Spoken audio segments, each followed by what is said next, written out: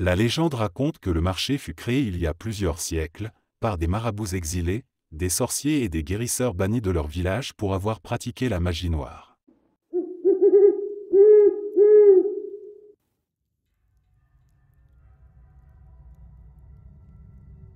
Dans les régions reculées du nord du Maroc, près des rivières et des marécages sombres, l'histoire d'Aïcha Kandisha se murmure encore au coin des feux de camp.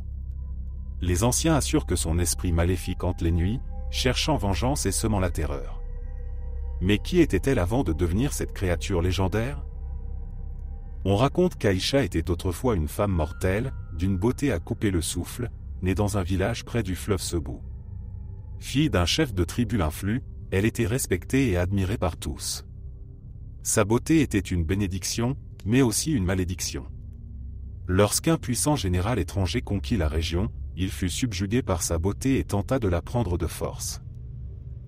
Refusant de se soumettre, elle organisa la rébellion de son village. Mais la trahison d'un proche conduisit à un massacre sanglant, sa famille entière fut massacrée sous ses yeux. Dévastée, capturée et torturée, elle s'échappa miraculeusement après avoir poignardé l'un de ses geôliers. Blessée et seule, elle s'enfuit dans les marécages où elle tomba à genoux, priant les esprits anciens de lui accorder vengeance. Selon la légende, ses supplications furent entendues par les djinns du fleuve. En échange de son âme et de son humanité, ils lui offrirent des pouvoirs surnaturels pour se venger des hommes. Ainsi naquit Aïcha Kandisha, une créature mi-femme, mi-djinn, dotée d'une beauté irréelle, capable d'envoûter quiconque croisait son regard.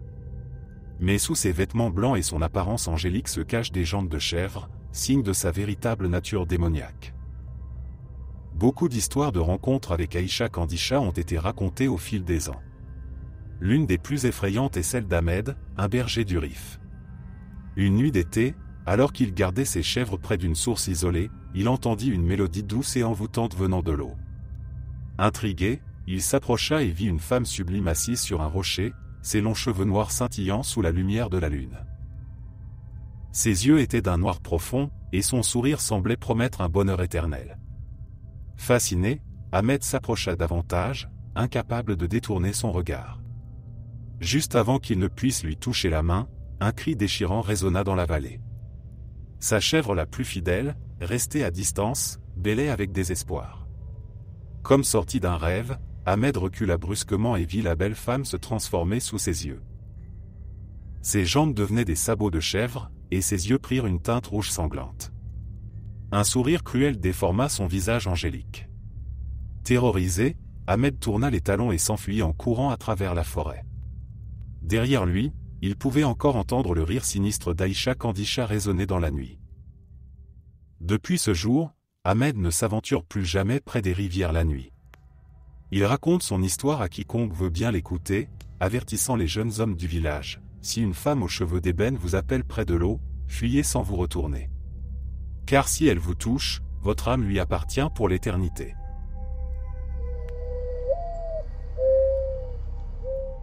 Perché dans les montagnes de l'Atlas, le lac Ifni est un lieu d'une beauté saisissante, entouré de pics escarpés et de vallées profondes. Sa surface calme et glacée reflète les cieux d'un bleu intense, créant un paysage à couper le souffle. Mais derrière cette tranquillité apparente se cache une légende terrifiante connue des habitants de la région. Les Berbères qui vivent dans les villages environnants croient depuis des siècles qu'un monstre habite le fond du lac.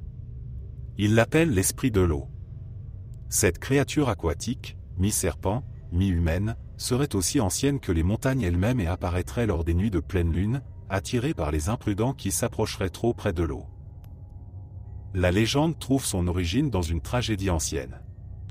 On raconte qu'il y a des siècles, un prince berbère nommé Tarek s'était épris d'une mystérieuse jeune femme venue des profondeurs du lac. Sa beauté était surnaturelle, de longs cheveux noirs comme la nuit, une peau pâle et des yeux d'un vert hypnotique. Envoûté, il lui jura amour éternel et l'épousa malgré les mises en garde de son peuple. Mais la jeune mariée n'était pas humaine. Son véritable visage, caché sous son apparence parfaite, était monstrueux. Elle possédait des écailles argentées et des crocs acérés. La nuit de leur mariage, alors que Tarek dormait, elle dévoila sa vraie nature et tenta de le noyer dans les eaux glacées du lac pour l'emmener dans son royaume sous-marin. Cependant, grâce à un talisman protecteur offert par un ancien chaman du village, Tarek parvint à s'échapper de justesse. Furieuse, la créature jura de se venger. Depuis cette nuit maudite, elle erre dans les eaux du lac Ifni, guettant les voyageurs et les pêcheurs imprudents. Des bergers affirment souvent entendre des cris lointains qui résonnent au-dessus de l'eau les nuits où la brume s'élève. Certains disent avoir vu des formes ondulées à la surface, semblables à d'énormes serpents. L'histoire la plus récente remonte à l'été 2003, lorsqu'un groupe de randonneurs marocains décida de camper près du lac. Leur objectif était de gravir les montagnes environnantes à l'aube. La nuit venue, ils installèrent leur campement et s'assirent autour d'un feu de camp. L'un d'eux, Samir, curieux et sceptique quant aux légendes locales, proposa de s'approcher du bord du lac pour se rafraîchir.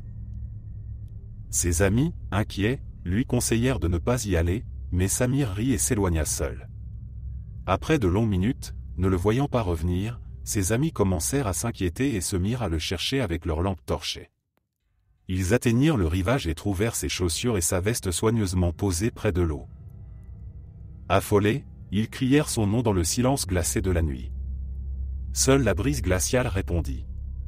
Alors qu'ils étaient sur le point de retourner au campement, l'un d'eux entendit un bruit étrange venant du lac, un clapotis lent, comme si quelque chose de gigantesque bougeait sous la surface. Soudain, ils virent une silhouette pâle apparaître à la surface, c'était Samir, les yeux grands ouverts, fixant le ciel étoilé. Ils se précipitèrent pour l'attraper, mais lorsqu'ils atteignirent l'eau, il fut brusquement tiré vers le fond, comme happé par une force invisible. Ses cris d'horreur résonnèrent dans l'écho glacial des montagnes avant de s'éteindre à jamais. Le lendemain matin, les secours ne retrouvèrent aucune trace de lui. Son corps ne fut jamais repêché, et aucune explication ne fut donnée. Mais les habitants des villages voisins savaient. Le lac a pris une autre vie, murmurait-il. Depuis, plus personne n'ose camper près du lac. Les pêcheurs locaux refusent même d'y naviguer au crépuscule. La surface immobile et scintillante du lac semble paisible, mais ceux qui connaissent la légende savent que sous cette beauté trompeuse sommeille une créature affamée, toujours prête à réclamer de nouvelles âmes.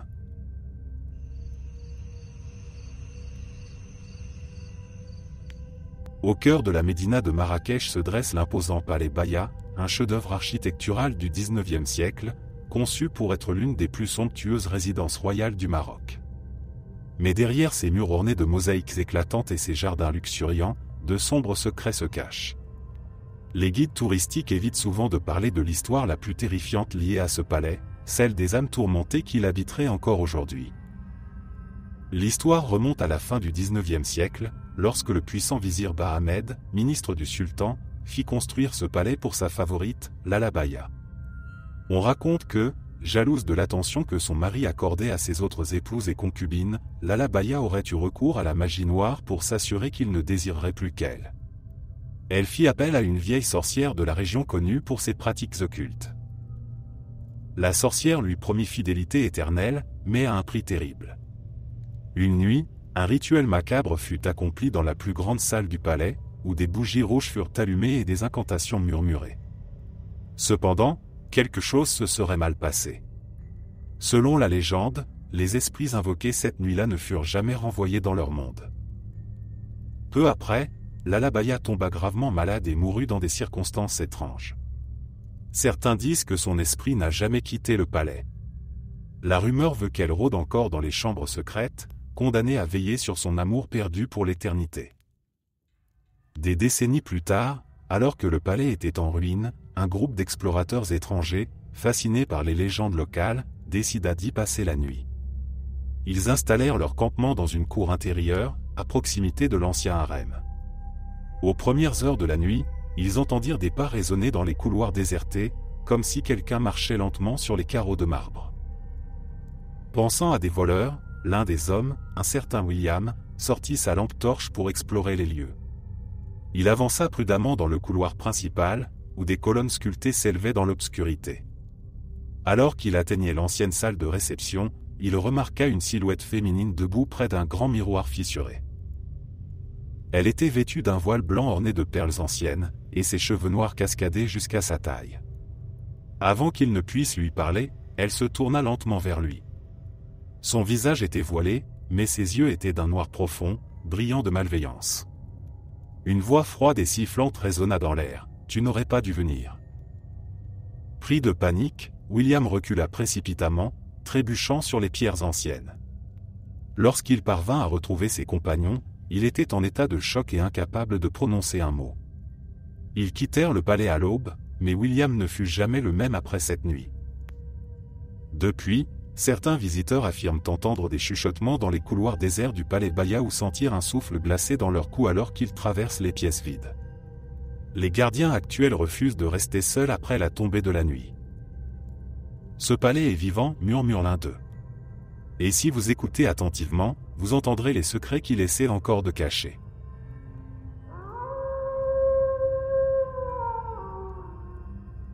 Au cœur de Casablanca, dans un quartier ancien, se trouve une maison délabrée entourée de mystères et de rumeurs. Les habitants l'appellent Dar el Maroufa, la maison de l'oubli. Abandonnée depuis des décennies, elle se dresse comme un monument silencieux du passé, ses murs fissurés recouverts de lierre sauvage. Personne n'ose y entrer, et les rares curieux qui ont tenté l'expérience sont revenus profondément traumatisés, s'ils sont revenus.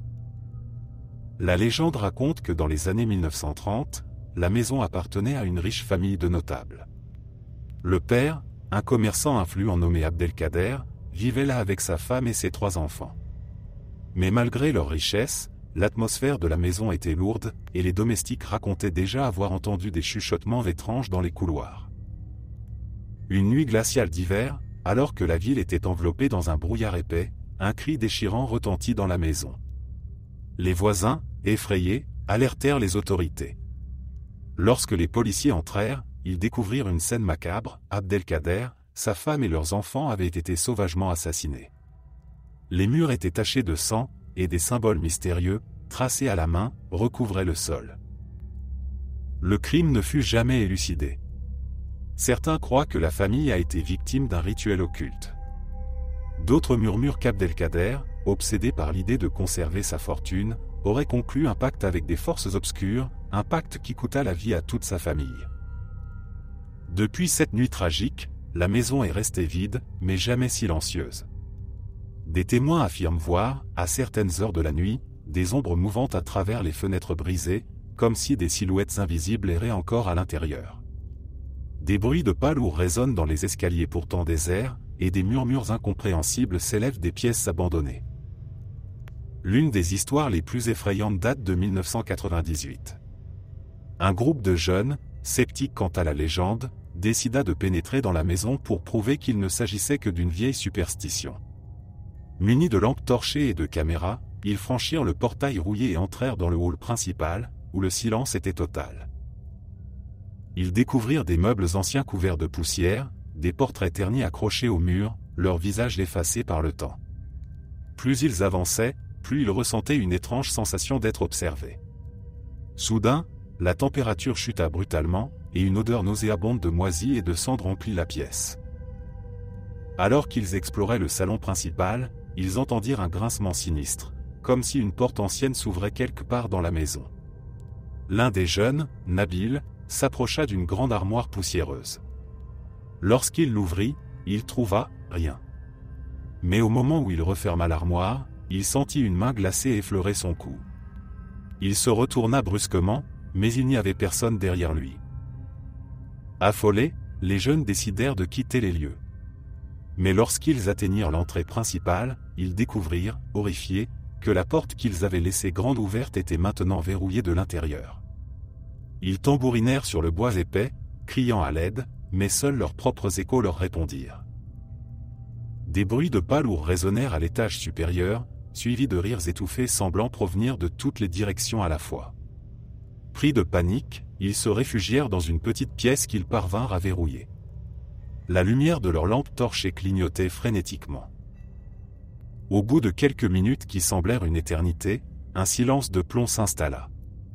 Finalement, ils entendirent des coups violents frapper sur la porte de la pièce où ils étaient cachés, comme si quelque chose voulait entrer. Lorsqu'ils se mirent à réciter des prières à voix haute, les coups cessèrent brusquement. À l'aube, les habitants du quartier retrouvèrent le groupe prostré devant le portail rouillé de la maison, tremblants et incapables d'expliquer comment ils étaient sortis. Aucun d'eux ne retourna jamais à Casablanca. Quant à la maison, elle est toujours là, solitaire et sinistre. On dit que ceux qui osent encore s'en approcher peuvent parfois entendre des rires étouffés ou des coups frappés à l'intérieur, comme si la maison elle-même attendait patiemment ses prochaines victimes.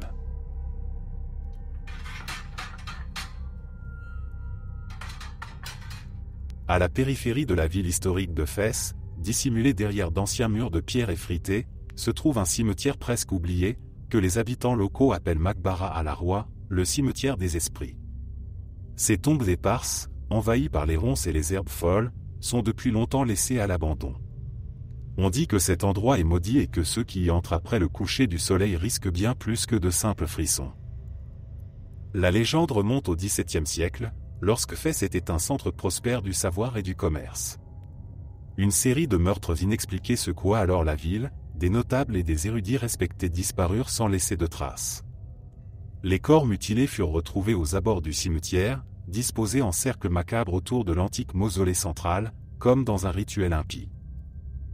Les anciens racontent que ces meurtres étaient l'œuvre d'une secte secrète de sorciers cherchant à invoquer des djinns pour obtenir puissance et richesse. Mais le rituel aurait terriblement mal tourné, libérant des esprits enragés et prisonniers du cimetière pour l'éternité. Depuis lors, des phénomènes étranges continuent de se produire dans la région. Il y a quelques années, un étudiant en anthropologie nommé Khalid décida de mener des recherches sur ce lieu chargé de mystères. Fasciné par les récits effrayants qu'il avait entendus, il se rendit sur place à la tombée de la nuit, équipé d'une lampe torche et de son carnet de notes. Il voulait prouver que toutes ces histoires n'étaient que des superstitions. Alors qu'il explorait les allées couvertes de végétation, il remarqua d'étranges symboles gravés sur les vieilles pierres tombales, des inscriptions illisibles semblant remonter à une époque oubliée. Un vent froid s'éleva soudain, bien que l'air ait été calme jusque-là. L'atmosphère devint oppressante, presque suffocante. Il continua d'avancer, sa lampe torche vacillant sans raison apparente. Après plusieurs minutes de marche, il atteignit l'ancien mausolée central. La porte en bois massif était entr'ouverte, bien qu'elle ait été scellée depuis des décennies selon les habitants du quartier. Khalid, poussé par une curiosité morbide, entra dans le mausolée. À l'intérieur, il découvrit un autel en pierre couvert de poussière, mais étrangement intact. Au mur, des gravures représentaient des silhouettes sombres tendant les bras vers le ciel.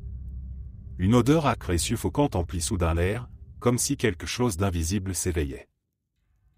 Alors qu'il s'apprêtait à sortir, il entendit un chuchotement derrière lui, comme un souffle glacé. « Pourquoi es-tu venu » Pétrifié, Khalid se retourna, mais il ne vit personne. Au même moment, la porte du mausolée se referma violemment, l'enfermant à l'intérieur. Pris de panique, il se mit à tambouriner sur la porte en hurlant. Ses cris se perdirent dans le silence du cimetière. Au village voisin, les habitants rapportèrent avoir entendu des hurlements déchirants cette nuit-là, mais aucun d'eux n'osa s'aventurer près du cimetière. À l'aube, des bergers retrouvèrent Khalid, inconscient, gisant devant l'entrée du mausolée, son visage marqué par une terreur indicible. Depuis cette nuit, Khalid a quitté Fès et a abandonné ses recherches sur les lieux hantés. Quant au cimetière des esprits, il reste à ce jour interdit d'accès. Les villageois affirment que les âmes damnées errent encore entre les tombes abandonnées, attendant les âmes imprudentes qui osent perturber leur repos.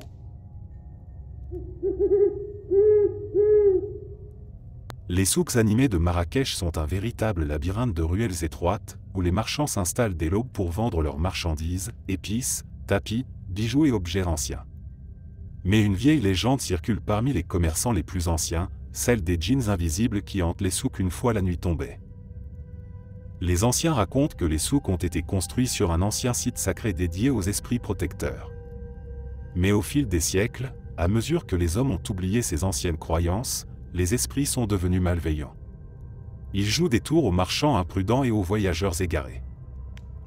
L'histoire la plus connue est celle de Saïd, un jeune commerçant venu vendre des poteries au souk pour la première fois. Un soir, après une longue journée, il décida de rester plus tard que les autres pour ranger ses marchandises. Le soleil se couchait, et l'ombre des ruelles s'étirait sinistrement autour de lui. Alors qu'il empilait ses pots en argile, il entendit un bruit sourd derrière lui. Il se retourna brusquement, mais ne vit rien d'autre que les étals désertés. Il haussa les épaules, pensant que c'était le vent. Mais alors qu'il se remettait au travail, il sentit un souffle glacé sur sa nuque. Cette fois, la peur lui noua l'estomac. Il ramassa précipitamment ses affaires, mais alors qu'il s'apprêtait à partir, il remarqua que ses poteries étaient à nouveau éparpillées, comme si quelqu'un les avait jetées à terre. « Qui est là » cria-t-il, sa voix résonnant dans les ruelles désertes. Un rire lointain et moqueur s'éleva soudain, semblant provenir de partout à la fois. Terrorisé, il tenta de fuir, mais plus il courait, plus il se perdait dans le dédale des ruelles. Chaque tournant semblait le ramener au même endroit, un étal abandonné recouvert de vieux tapis poussiéreux. Il appela à l'aide, mais seul le silence lui répondit. Alors qu'il perdait espoir, il se heurta soudainement à un vieillard vêtu d'une cape sombre. L'homme, au visage sévère et marqué par le temps, lui demanda d'une voix rauque, « Que fais-tu ici, après la tombée de la nuit? Ne sais-tu pas que cet endroit appartient à ceux qui ne dorment jamais ?»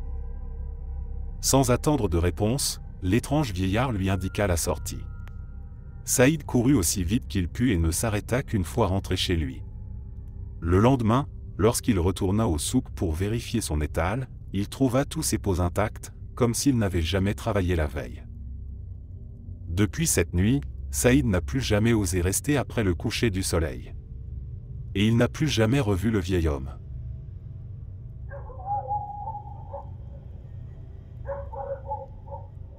À la sortie de Rabat, près d'un ancien chemin oublié par le temps, se trouve un vieux pont de pierre connu des habitants sous le nom de Kantara al-Lana, le pont maudit.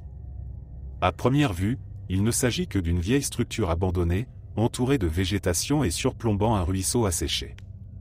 Mais ceux qui connaissent son histoire préfèrent s'en éloigner, surtout à la nuit tombée. Selon les légendes locales, le pont fut construit au XIXe siècle pour relier deux villages isolés. Cependant, dès sa construction, des accidents étranges commencèrent à se produire.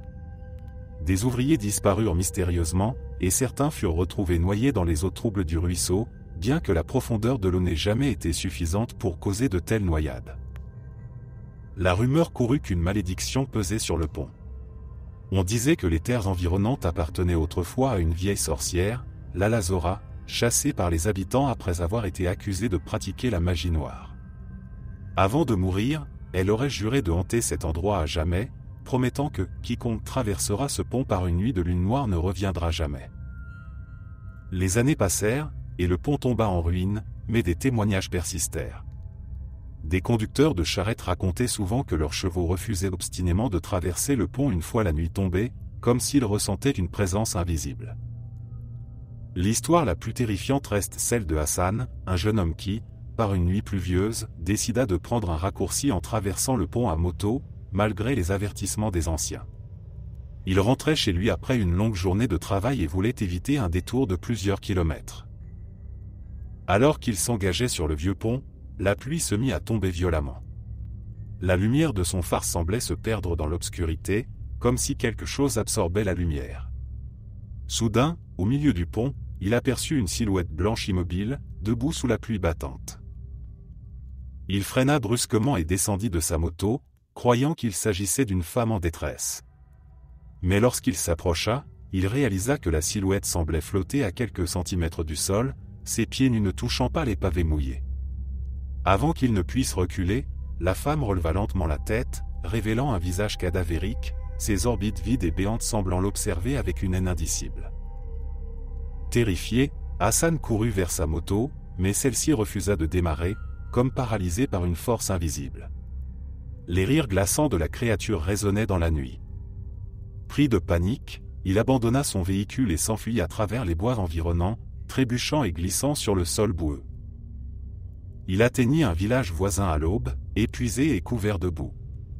Les habitants le retrouvèrent en état de choc, incapable de prononcer un mot pendant plusieurs jours.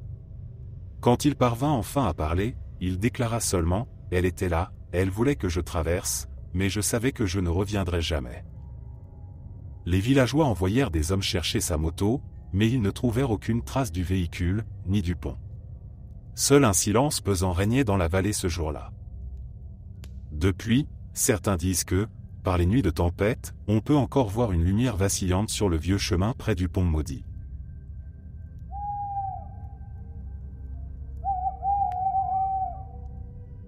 Le jardin majorel de Marrakech est un lieu enchanteur, célèbre pour ses plantes exotiques et ses murs d'un bleu profond qui semblent capturer la lumière du désert. Mais au-delà de sa beauté, peu de gens connaissent la sombre légende qui entoure ce lieu. Certains visiteurs et gardiens prétendent avoir vu une silhouette mystérieuse rôder dans le jardin après la fermeture, un esprit qu'ils attribuent au créateur du jardin lui-même, Jacques Majorelle. Jacques Majorelle, artiste français passionné par le Maroc, consacra sa vie à la création de ce jardin unique. Fasciné par les couleurs vives et les formes exotiques, il transforma cet endroit en une véritable œuvre d'art végétal. Mais sa vie personnelle fut marquée par la solitude et les drames. Après son divorce et de nombreux revers financiers, il perdit peu à peu le contrôle de son chef-d'œuvre. Il quitta le Maroc, le cœur brisé, et mourut peu de temps après. Depuis, les anciens jardiniers murmurent que l'âme de Majorelle n'a jamais quitté le jardin. Une nuit, il y a une dizaine d'années, Ali, un jeune gardien, faisait sa ronde après la fermeture. Tout était silencieux, à l'exception du murmure de l'eau dans les bassins. Alors qu'il vérifiait les allées ombragées, il remarqua une lumière pâle près de la villa bleue. Curieux et pensant à un intrus, il s'avança prudemment, sa lampe torche à la main. Plus il approchait, plus la lumière semblait reculer. Finalement, il arriva devant la grande porte de la villa principale, qui était légèrement entr'ouverte. La serrure rouillée semblait avoir été forcée, bien qu'il l'ait vérifiée plus tôt dans la soirée. À l'intérieur, un parfum étrange flottait dans l'air, un mélange de fleurs fraîches et de terre humide. Soudain, il entendit le grincement des marches en bois de l'escalier principal. Ses mains tremblaient, mais il avança, déterminé à trouver l'intrus. Lorsqu'il atteignit le dernier palier, il vit une silhouette voûtée, vêtue d'une longue veste poussiéreuse, debout devant une toile inachevée suspendue au mur. La silhouette se retourna lentement. Ali n'oublia jamais ce visage, maigre, marqué par la fatigue et la tristesse. Ses yeux étaient voilés, comme perdus dans un autre monde. Avant qu'il ne puisse crier, l'apparition leva la main dans un geste d'apaisement et murmura d'une voix rauque. « Personne ne prendra mon jardin. C'est mon chef-d'œuvre. Mon âme vit ici. » Ali, figé par la peur, tomba à genoux, incapable de bouger.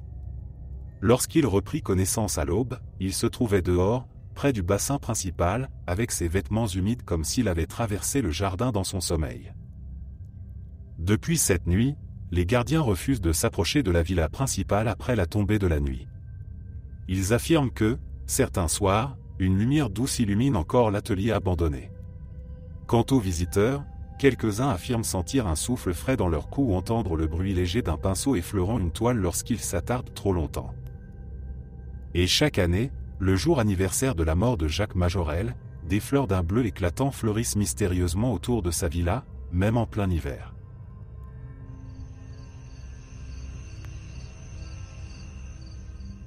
Non loin de la ville mystérieuse de Tétouan, enfouie dans les montagnes du Rif, se trouve une grotte lugubre que les habitants appellent Gar al-Jinn, la grotte des djinns.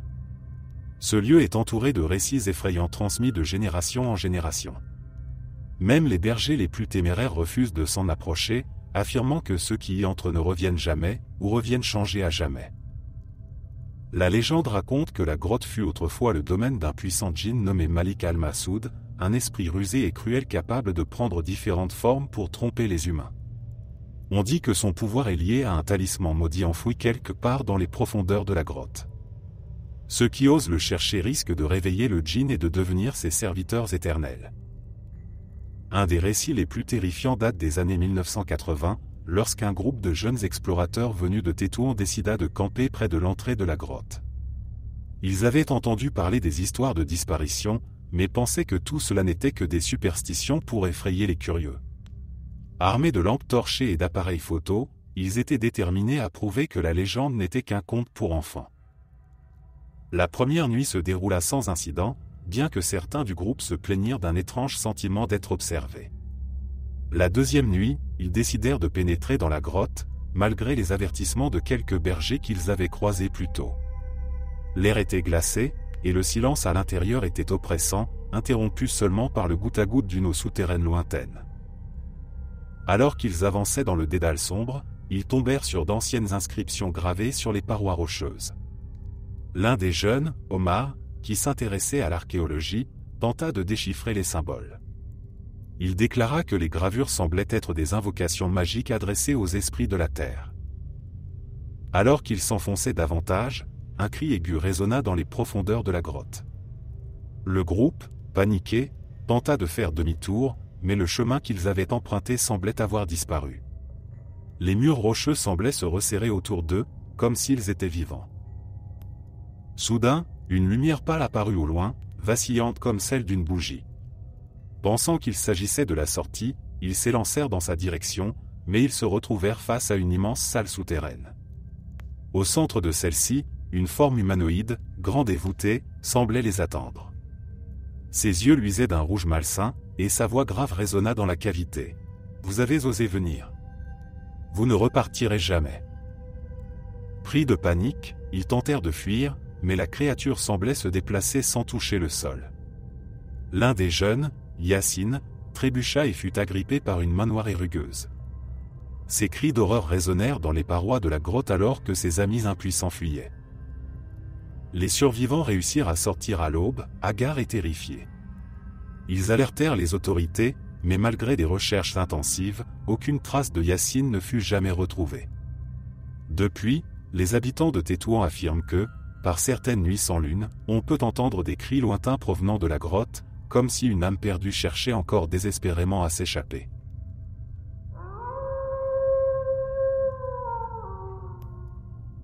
La place Jema El Fna, cœur vibrant de Marrakech, est connue pour son ambiance unique. Charmeurs de serpents, conteurs, musiciens et marchands y cohabitent dans une frénésie joyeuse. Mais à la tombée de la nuit, lorsque les derniers curieux quittent la place et que les lumières des échoppes s'éteignent, l'endroit devient méconnaissable. Une légende ancienne raconte qu'après minuit, la place est livrée à des forces obscures, sorcières, djinns et âmes perdues se rassembleraient dans l'ombre, recréant un marché surnaturel.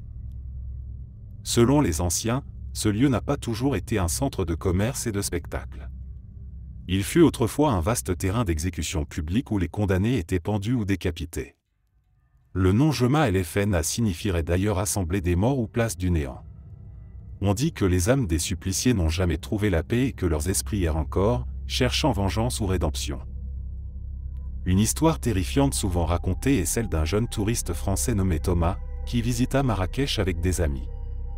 Fasciné par l'atmosphère magique de la place, il resta tard dans la soirée pour admirer les spectacles. Vers minuit, ses amis partirent, mais lui décida de rester seul, intrigué par une étrange lumière provenant d'un coin reculé de la place. En s'approchant, il remarqua un attroupement silencieux autour d'un vieil homme vêtu d'une djellaba noire, un conteur qu'il n'avait jamais vu auparavant. Sans dire un mot, l'homme sortit un tambour ancien et commença à frapper un rythme lancinant. Peu à peu, des formes étranges apparurent autour de lui, des ombres allongées au visage déformé, des silhouettes aux yeux sans pupilles. Leurs mouvements étaient saccadés et inhumains. Terrifié, Thomas tenta de reculer, mais ses pieds semblaient figés au sol. Il voulait crier, mais sa voix restait enfermée dans sa gorge. Les ombres tournèrent lentement leur tête vers lui, et l'homme à la djellaba noire parla pour la première fois d'une voix grave et rauque. « Tu es resté trop longtemps. Ici, après minuit, ce ne sont plus les vivants qui dansent. » Pris de panique, Thomas parvint enfin à se libérer et s'enfuit en courant. Essoufflé, il arriva à son hôtel, persuadé d'avoir été victime d'une hallucination due à la fatigue. Mais lorsqu'il regarda ses chaussures couvertes de poussière, il trouva coincée dans l'une d'elles une pièce de monnaie ancienne qu'aucun marchand n'aurait pu lui donner. Depuis cette nuit, Thomas refuse de parler de ce qui lui est arrivé. Mais les habitants de Marrakech connaissent bien cette légende. Les guides locaux avertissent encore aujourd'hui les touristes, ne restez jamais seuls sur la place après minuit. Si vous entendez un tambour qui bat sans rythme, courez, avant qu'il ne soit trop tard.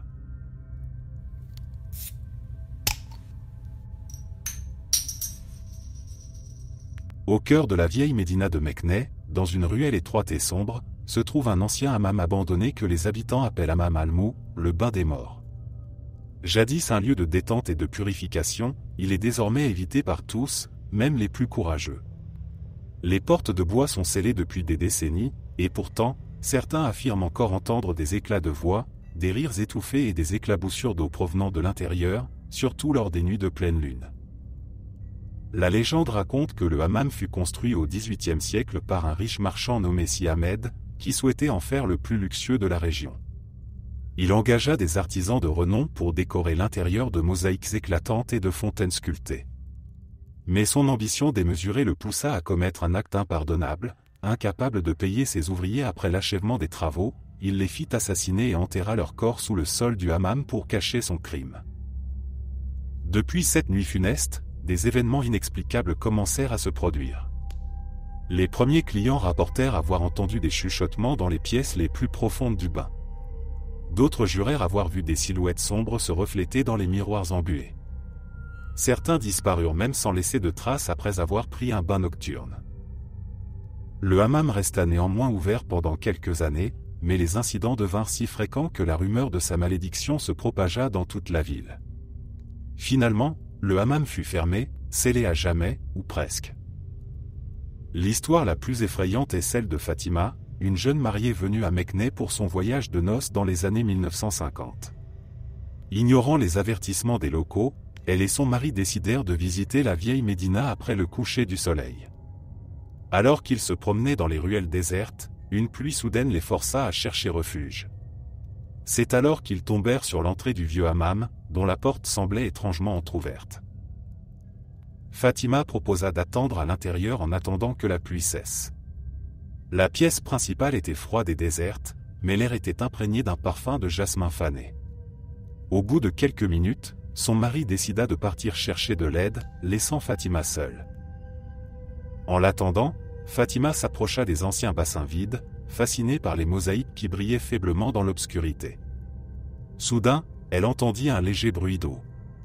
Incrédule, elle regarda le bassin, il était rempli d'une eau noire et trouble. Avant qu'elle ne puisse reculer, une main blanche et squelettique jaillit de l'eau et agrippa son poignet avec une force inhumaine. Elle poussa un cri déchirant qui résonna dans les murs carrelés du hammam. Son mari, entendant son hurlement, se précipita à l'intérieur. Lorsqu'il entra, il trouva Fatima recroquevillée près du bassin vide, tremblante et incapable de parler. Ses cheveux, autrefois noirs et brillants, étaient devenus complètement blancs. Depuis cette nuit, Fatima n'a jamais retrouvé la parole et sombre dans des crises de terreur à chaque évocation de cette nuit maudite. Le hammam fut à nouveau scellé, et les autorités locales interdirent tout accès aux curieux. Pourtant, les habitants murmurent qu'à certaines heures de la nuit, lorsque la brume envahit les ruelles, on peut encore entendre des éclats de rire lugubres et le bruit de l'eau qui coule à l'intérieur.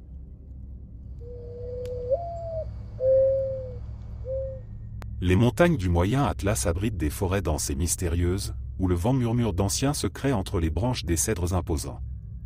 Parmi elles, il en est une que les habitants d'Ifrane redoutent plus que tout, la forêt d'Agdir, surnommée la forêt enchantée. Elle semble paisible le jour, mais à la tombée de la nuit, son atmosphère change radicalement. Des disparitions inexpliquées, des lumières étranges et des voix murmurantes ont alimenté une légende terrifiante qui persiste encore aujourd'hui. Selon la tradition orale, la forêt serait le domaine des Aït el-Jinn, des esprits de la nature puissants et capricieux. Certains disent qu'ils protègent la forêt contre les intrus, d'autres croient qu'il y attire les âmes perdues pour les piéger à jamais. Les anciens parlent aussi d'un mystérieux arbre maudit, si vieux que ses racines semblent remonter aux origines du monde. On dit que ceux qui le touchent sont maudits et condamnés à errer sans fin dans les profondeurs de la forêt. L'histoire la plus célèbre remonte à l'hiver de 1974, lorsqu'un groupe de randonneurs d'origine européenne décida de traverser la forêt, malgré les mises en garde des habitants d'Ifrane. Leur objectif était d'atteindre un sommet isolé avant la tombée de la nuit.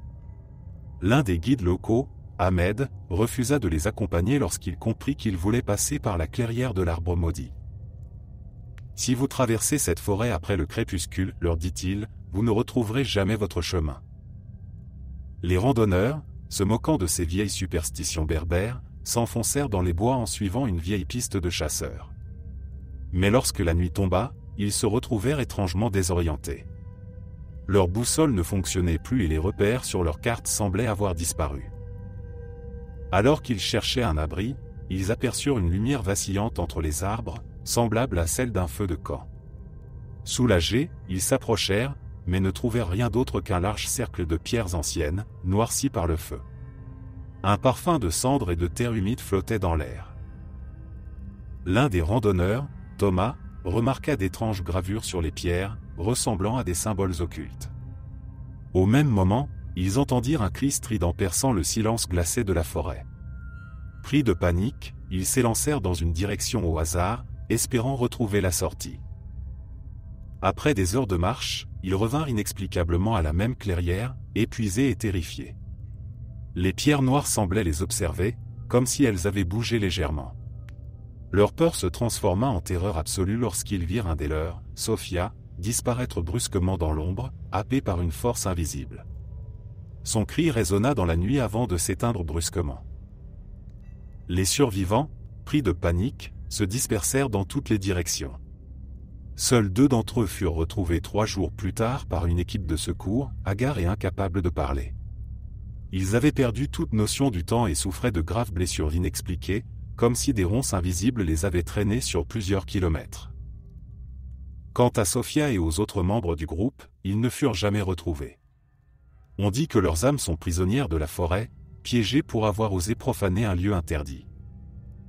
Aujourd'hui, les habitants d'Ifran évitent toujours cette partie de la forêt, surtout à la tombée de la nuit. Parfois, des chasseurs jurent entendre des voix humaines les appeler par leur nom dans les profondeurs boisées, et certains disent avoir vu des ombres translucides errer autour du cercle de pierre.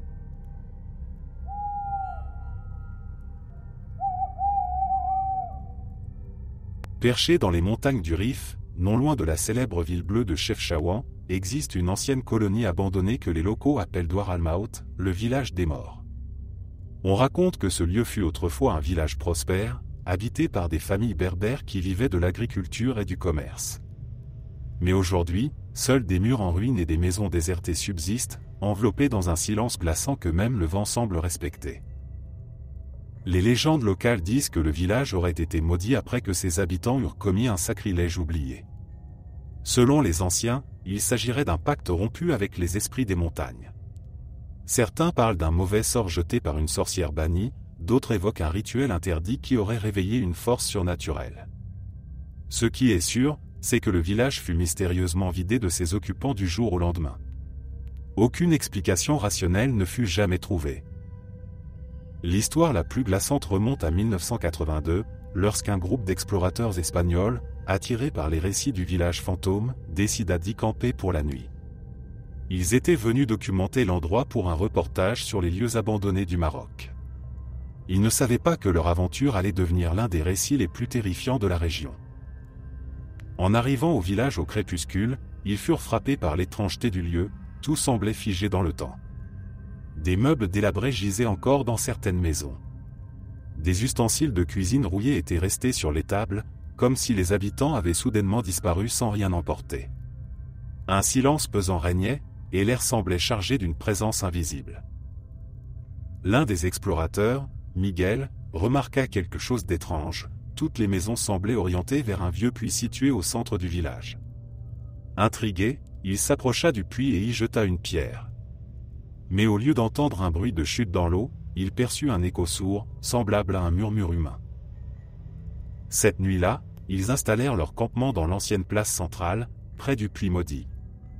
Tout semblait calme, jusqu'à ce qu'ils soient réveillés au milieu de la nuit par des bruits de pas, comme si quelqu'un marchait lentement autour de leur tente. Pensant à des animaux errants, ils sortirent, mais ne virent rien. Le silence se fit à nouveau, oppressant.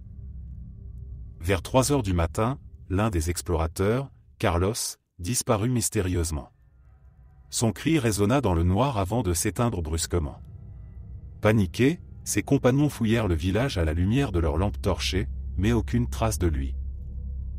Soudain, des ombres étranges apparurent sur les murs des maisons, dansant au rythme d'une lumière spectrale émanant du puits central. Des visages flous, aux yeux vides et aux sourires figés, semblaient les observer en silence. Miguel jura avoir vu Carlos parmi ces ombres, son visage tordu dans une expression d'horreur infinie. Les survivants s'enfuirent à travers les montagnes sans jamais se retourner.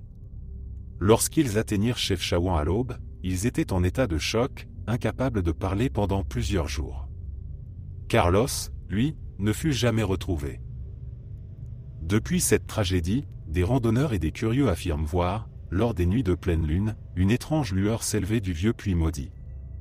Certains disent même entendre des appels lointains, suppliants, comme si des âmes piégées tentaient de sortir du néant.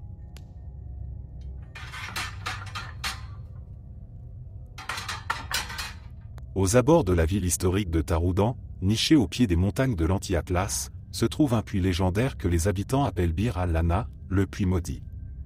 On dit qu'il est si profond que personne n'en a jamais vu le fond, et que ceux qui s'aventurent à y jeter un regard sont condamnés à une disparition mystérieuse. Selon les récits anciens, ce puits aurait été creusé il y a plusieurs siècles par un chef de tribu avide de puissance nommé Al-Mansour.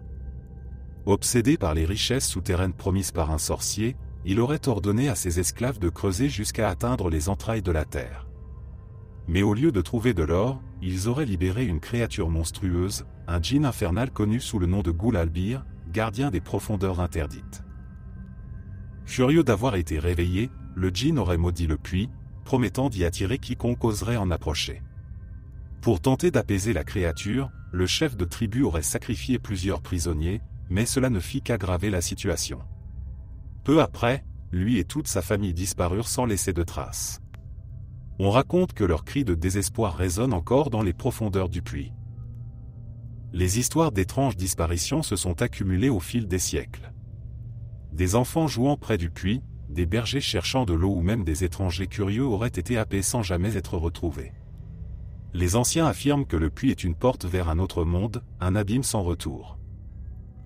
Le récit le plus célèbre est celui de Youssef, un jeune berger de la région, qui disparut mystérieusement dans les années 1970. Un après-midi d'été, alors qu'il cherchait l'une de ses chèvres égarées, il s'approcha du vieux puits, pensant que l'animal y était tombé. En s'accroupissant pour jeter un coup d'œil à l'intérieur, il sentit soudain une brise glaciale remonter du fond obscur, accompagnée d'un murmure incompréhensible. Terrifié, il recula brusquement, mais sa curiosité prit le dessus. Il jeta une pierre dans le puits et attendit, mais aucun bruit de chute ne résonna. Intrigué, il s'approcha à nouveau et se pencha plus profondément. Ce fut la dernière fois qu'il fut vu vivant. Sa famille organisa des recherches massives. Les villageois lancèrent des cordes et des lanternes dans le puits, mais elles ne touchèrent jamais le fond. Plusieurs personnes jurèrent avoir entendu la voix de Youssef appelant à l'aide, mais ses cris semblaient se perdre dans un écho infini. Des semaines passèrent, et la famille perdit tout espoir de le retrouver. Mais une nuit sans lune, alors qu'un vent glacial soufflait sur le village, sa mère affirma avoir entendu des coups violents frapper à la porte de sa maison. Lorsqu'elle ouvrit, elle trouva devant le seuil les chaussures usées de son fils, couvertes de boue noire et d'herbes inconnues. Depuis, personne n'ose s'approcher du puits maudit de Taroudan. On raconte que des ombres errent autour du puits les nuits de tempête, et que ceux qui s'en approchent entendent encore des murmures étouffés, comme des âmes piégées, suppliant d'être libérées.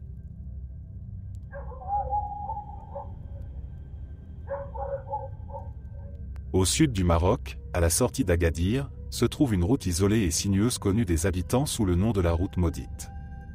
Cette route montagneuse, bordée de falaises abruptes et de ravins profonds, est tristement célèbre pour le nombre effroyable d'accidents qui s'y produisent, souvent sans raison apparente. Des véhicules bien entretenus s'arrêtent brusquement, des freins cessent de fonctionner, et certains chauffeurs jurent avoir vu des silhouettes spectrales apparaître devant eux au dernier moment. Les anciens racontent que cette route fut construite sur un ancien site funéraire berbère datant de plusieurs siècles. Les travaux de construction auraient profané de nombreuses tombes sacrées, provoquant la colère des esprits des ancêtres enterrés là. Une légende précise qu'un ancien chef de tribu, condamné à errer dans l'au-delà pour ses crimes, aurait été enterré de force sous le tracé de la route. Depuis, son esprit tourmenté entrait le lieu, cherchant vengeance contre quiconque oserait passer sur sa tombe. Le récit le plus glaçant remonte à 1995, lorsqu'un jeune couple, Amina et Karim, entreprit un voyage de nuit pour rejoindre Agadir après avoir assisté à un mariage dans un village voisin. Malgré les avertissements de leurs proches qui les pressaient de ne pas prendre la route après le crépuscule, ils décidèrent de partir pour éviter la chaleur étouffante du jour. La nuit était particulièrement sombre, et seule la lumière des phares éclairait la route déserte. Après 1 heure de trajet, ils remarquèrent une femme vêtue de noir debout sur le bas-côté, son visage dissimulé sous un voile épais. Pensant qu'elle avait besoin d'aide, Karim ralentit. Mais avant même qu'il ne puisse lui parler, la mystérieuse femme disparut sous leurs yeux, comme si elle s'était évaporée dans l'air. Inquiets mais décidés à poursuivre leur route, ils accélérèrent. Quelques kilomètres plus loin, ils entendirent un bruit sourd provenant de l'arrière de la voiture, comme si quelqu'un ou quelque chose s'était accroché au coffre. Karim arrêta la voiture et descendit pour vérifier, mais il ne trouva rien d'anormal, à l'exception de profondes traces de griffes sur la carrosserie. Terrifiés, ils remontèrent en voiture et reprirent leur chemin en silence. Soudain, la radio, pourtant éteinte, se mit à grésiller et une voix basse et menaçante murmura dans une langue inconnue. Pris de panique, Karim perdit le contrôle du véhicule, qui fit une embardée et s'arrêta à quelques centimètres du bord d'un ravin. Au moment où ils réalisaient à quel point ils avaient frôlé la mort, ils entendirent à nouveau un rire déformé résonner dans la nuit. Une silhouette sombre se tenait au bord de la falaise, les observant avec des yeux flamboyants de haine. Paralysés par la peur, ils reprirent la route à toute vitesse et ne s'arrêtèrent qu'en arrivant à Agadir à l'aube. Le lendemain, ils racontèrent leur expérience à un ancien du village voisin. Celui-ci blêmit en entendant leur récit et leur expliqua que leur description correspondait à l'esprit vengeur de Lala Malika, une sorcière exécutée il y a des siècles et enterrée dans les montagnes environnantes. On disait qu'elle apparaissait aux voyageurs perdus, les entraînant dans les ravins pour satisfaire sa soif de vengeance. Depuis cette nuit, Amina et Karim évitent cette route à tout prix. Et ceux qui y sont contraints, surtout après le crépuscule, murmurent toujours des prières et placent des amulettes protectrices dans leur véhicule.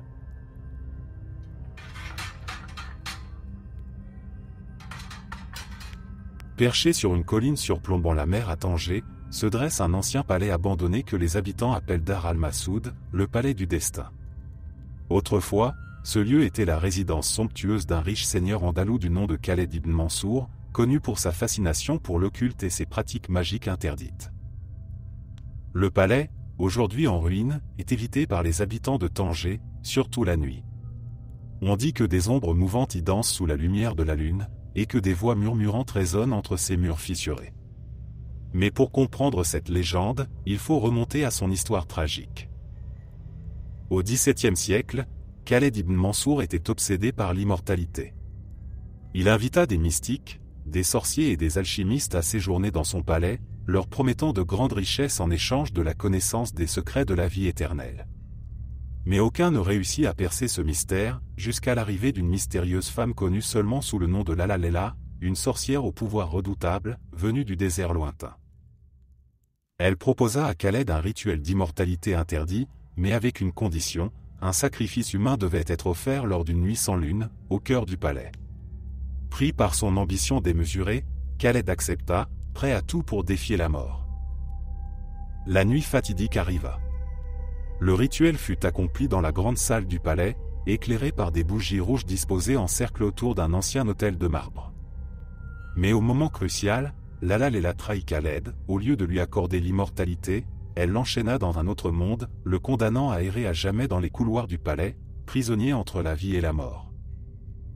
Depuis ce jour, on dit que le palais est hanté par son âme damnée. Des visiteurs imprudents rapportent avoir vu des portes s'ouvrir et se fermer violemment sans raison apparente, et entendu des pas résonner dans les couloirs déserts. L'histoire la plus terrifiante est celle d'un groupe de cinéastes européens venus tourner un documentaire sur les lieux hantés de Tanger en 2006. Enthousiastes et sceptiques, ils installèrent leur matériel dans la grande salle principale du palais, là où se serait déroulé le rituel interdit. La première nuit fut calme, mais la seconde tourna au cauchemar. À minuit, alors que la caméra principale filmait en continu, un des techniciens, Pierre, fut soudainement projeté contre un mur par une force invisible. Ses collègues, pensant à un accident, coururent à son secours, mais il était méconnaissable, ses yeux étaient révulsés et son visage marqué par une terreur indicible. Alors qu'il tentait de le ramener à lui, les portes massives de la salle se refermèrent brutalement, les enfermant à l'intérieur. Des chuchotements effrayants s'élevèrent dans l'air, comme si des dizaines de voix anciennes récitaient des incantations dans une langue oubliée. La lumière des projecteurs s'éteignit soudainement, plongeant la pièce dans une obscurité glaciale. Dans le noir, ils entendirent un grattement sinistre sur le sol de marbre, comme si quelque chose de lourd et de métallique était traîné. Les cris de Pierre résonnèrent à nouveau, mais ils étaient déformés, inhumains. Lorsqu'ils parvinrent enfin à s'échapper à l'aube, ils retrouvèrent Pierre inconscient près de l'entrée principale. Il était couvert de marques de griffures et murmurait sans cesse « Ne laissez pas Khaled sortir, il est enfermé, mais il veut s'échapper. » Depuis cette nuit, le palais est abandonné pour de bon, et toute tentative de le restaurer a été abandonnée. Des touristes curieux continuent de s'aventurer dans ces ruines, mais beaucoup repartent en état de choc, jurant avoir vu des silhouettes aux fenêtres ou entendu des rires sinistres venant des profondeurs du bâtiment.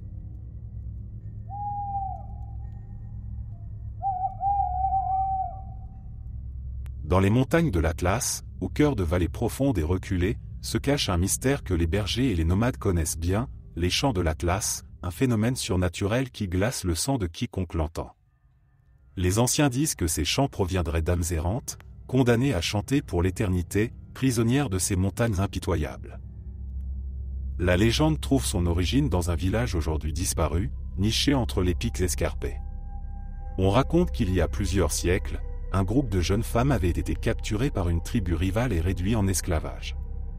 Désespérées et maltraitées, elles s'échappèrent une nuit de pleine lune et cherchèrent refuge dans les montagnes, espérant atteindre l'autre versant avant l'aube. Mais le froid glacial et les terrains traîtres eurent raison de leur courage. Perdues et affamées, elles s'effondrèrent les unes après les autres dans une gorge isolée. Avant de rendre leur dernier souffle, elles prièrent les anciens esprits de la montagne de leur accorder vengeance contre leurs ravisseurs. On dit que leur appel fut entendu, mais à un prix terrible, leurs âmes seraient condamnées à errer à jamais, chantant leurs supplications au dieu du vent. Les habitants des villages environnants affirment que, par les nuits de tempête, on peut entendre des voix féminines entonner des chants mélancoliques et déchirants, semblables à des lamentations portées par le vent. Certains bergers jurent avoir vu des silhouettes blanches glisser silencieusement sur les crêtes enneigées, flottant au-dessus du sol. L'histoire la plus terrifiante est celle d'Adil, un jeune guide de montagne originaire de la vallée d'Imlil. Une nuit d'hiver particulièrement glaciale, il escortait un groupe de touristes étrangers à travers les montagnes, en direction du mont Toubkal. La neige épaisse et le brouillard rendaient la progression difficile. Alors que le groupe s'arrêtait pour reprendre son souffle, Adil entendit une douce mélodie qui semblait provenir des hauteurs invisibles. Intrigué mais inquiet, il demanda aux touristes de ne pas s'écarter du sentier. Cependant, l'un d'eux, une femme nommée Claire, affirma avoir entendu une voix appeler son nom, douce et hypnotique, semblable à celle de sa mère décédée. Avant qu'Adil ne puisse la retenir, elle s'élança dans la neige épaisse, suivant ce chant envoûtant. Il la poursuivit désespérément, mais ses empreintes s'effacèrent étrangement derrière elle, comme si la neige voulait effacer sa trace. Adil entendit soudain son cri déchirant résonner dans les montagnes avant de s'éteindre brusquement. Lorsqu'il atteignit l'endroit où elle semblait s'être arrêtée, il trouva un long voile blanc ensanglanté flottant sur un rocher, mais aucune trace de Claire. Les autorités locales fouillèrent la montagne pendant des semaines, mais ne retrouvèrent jamais son corps. Quant à Adil, il quitta son métier de guide, refusant de parler de cette nuit maudite. Mais ceux qui osent l'interroger obtiennent toujours la même réponse. Les montagnes ne pardonnent pas, et parfois, elles chantent pour réclamer de nouvelles âmes.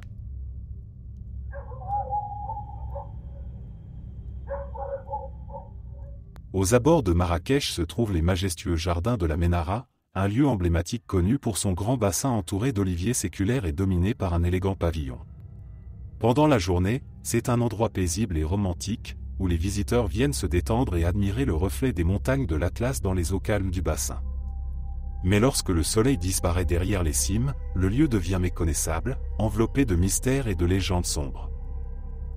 Les anciens racontent que les jardins de la Ménara abritent bien plus que des oliviers centenaires.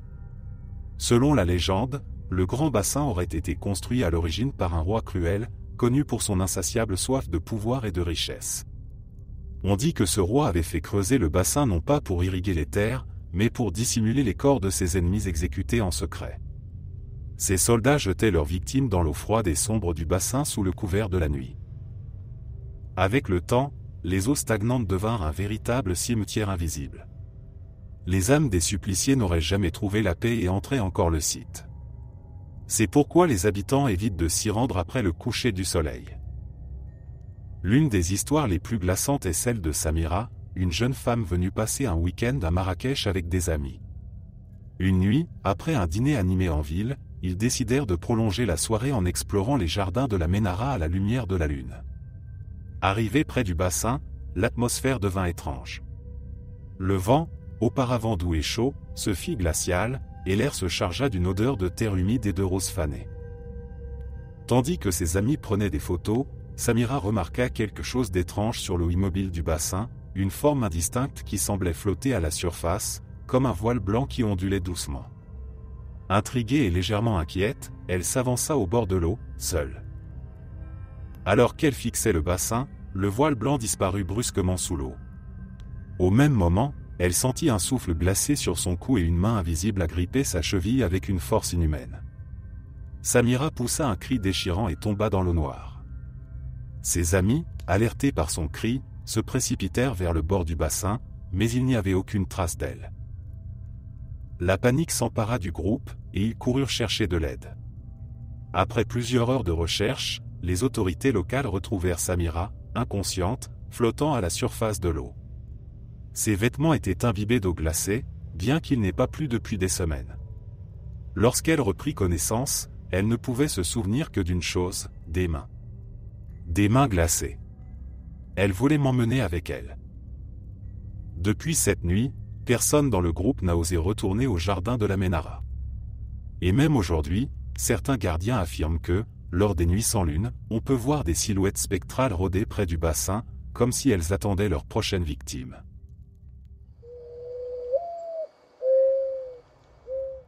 Dans les ruelles labyrinthiques de la vieille ville de Salé, tout près de la Médina fortifiée, se trouve un endroit méconnu des touristes mais redouté des habitants, Souk al-Sir, le marché aux sorcières. Officiellement, c'est un marché ordinaire où l'on vend des herbes médicinales, des amulettes et des talismans censés protéger contre le mauvais œil.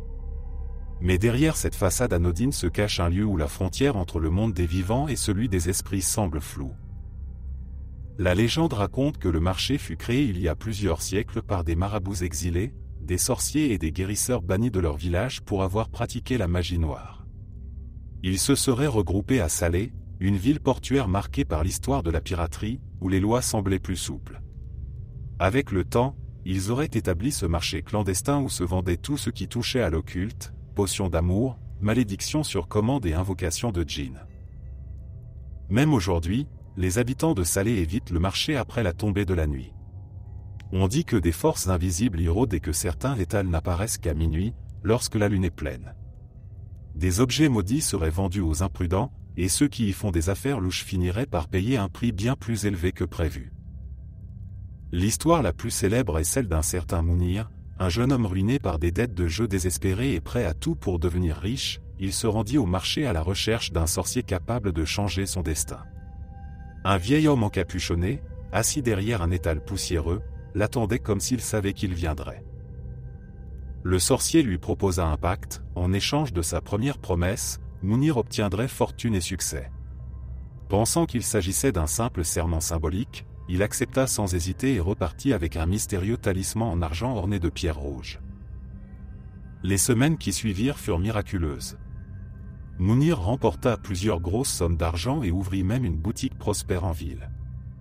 Mais son bonheur fut de courte durée. Un soir, alors qu'il comptait ses bénéfices à la lueur d'une lampe à huile, il entendit 3 coups sourds frapper à sa porte. Lorsqu'il ouvrit, il ne trouva personne, mais le talisman qu'il avait caché était posé sur le seuil, ses pierres rouges éclatant d'une lueur sinistre. Pris de panique, il tenta de s'en débarrasser en le jetant dans la mer. Mais chaque nuit suivante, il le retrouvait posé sur son oreiller, luisant de cette lumière inquiétante. Finalement, une nuit sans lune, les voisins entendirent des cris déchirants provenant de sa maison. Lorsqu'ils forcèrent la porte au matin, ils ne trouvèrent que des traces de griffures sur les murs et des morceaux de vêtements ensanglantés. Mounir avait disparu, et le talisman gisait au milieu de la pièce, brillant d'une lumière écarlate. Depuis ce jour, personne n'a jamais osé chercher ce qu'il était devenu.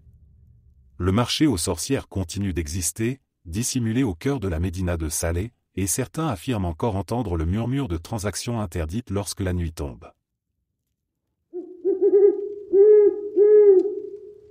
Merci d'être resté jusqu'à la fin. N'oubliez pas d'aimer la vidéo, de vous abonner et de partager vos propres histoires en commentaire. On se retrouve demain à la même heure devant ce feu.